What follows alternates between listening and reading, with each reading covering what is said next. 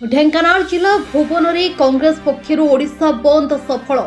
बालेश्वर छात्री प्रीति को नहीं आज कांग्रेस पक्षर डाकरा दि ओडिशा बंद। यार प्रभाव देखा मिली ढेंकानाल जिला भुवन अंचल में कांग्रेस नेता मनोज साहू नेतृत्व में कर्मी मैंने आज स्थानीय कालीबोझा निकट बाजीराउत प्रतिमूर्ति में माल्यार्पण कर आरंभ करते आंदोलन। कांग्रेस आंदोलन डाकरा को समर्थन कर भुवन अंचल में समस्त दुकान बजार स्वतः बंद होता देखा मिली।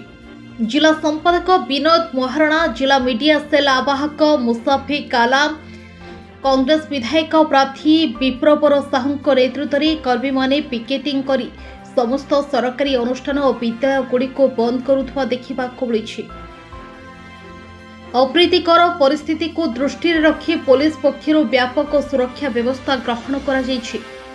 सूचना अनुसार गत शनिवार दिन एफएम कॉलेज सहकारी प्रोफेसर समीर साहू निर्यातना सही न पारी देहरे पेट्रोल ढाली निया लगाई देइथिले सौम्याश्री।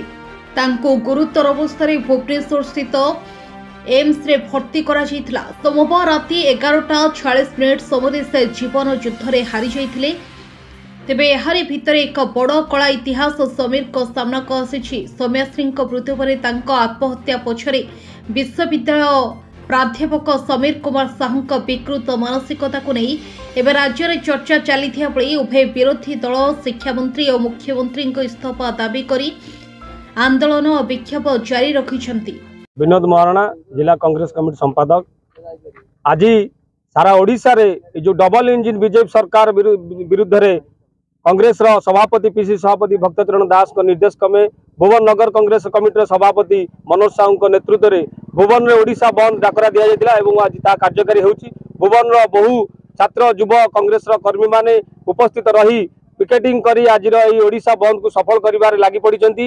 ए ओडिशा रे जो नारी ऊपर जो निर्यातना होउछि सरकार नारी को सुरक्षा देवार विफल होउछि तार प्रतिवाद रे कांग्रेस आज राजरास्ता ओल्लैछि। आगामी दिन में यह व्यापक भाव में आंदोलन हम आम दाबी रहिबो जो मुख्यमंत्री एवं शिक्षा मंत्री ये सब विषय जानी जो नीरव रही एवं आज से जो पीड़िता झीटी आज निजर बलिदान देती आम ताकू साल्यूट करुचु एवं आम प्रतिवाद करुचु जे मुख्यमंत्री एवं शिक्षा मंत्री तुरंत इस्तीफा दे गादी छाड़ू। ए डबल इंजिन सरकार ए ओडिशा रे चलिबो नाही। नारी सुरक्षा आमर निहात पक्षे दाबी रहिबो। नारी सुरक्षा प्रति यदि आगामी दिन में अवहेलित हुए ए सरकार विफल हुए आम आगामी दिन राजरास्ता आहुरी ओल्लैबू एवं जोरदार विक्षोभ प्रदर्शन करिबू। ढेंकानाल जिला भुवनरू पप्पू साहू रिपोर्ट, हर्षिका मीडिया।